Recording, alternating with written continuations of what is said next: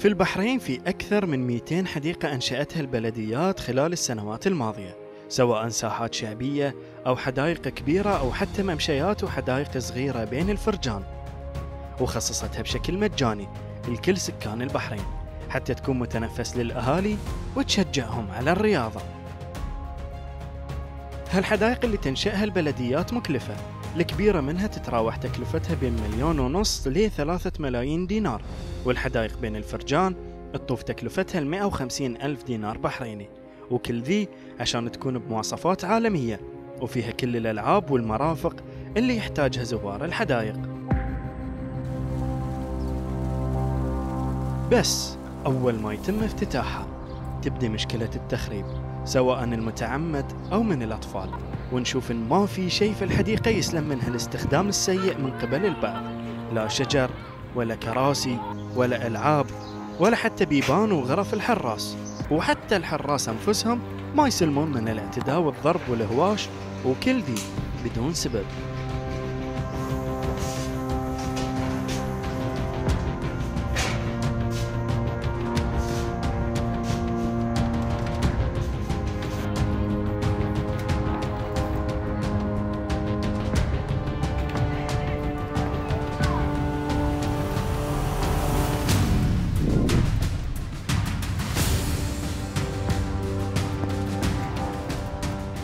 عمليات التخريب تكلف آلاف الدنانير، يرافقها ضعف في الصيانة والتنظيف للبعض منها، وهالشيء يزيد الأمر سوء ويخلي هالأماكن غير صالحة للاستخدام، ويبدي زوارها يهجرونها ويقولون ما في حدائق عدلة.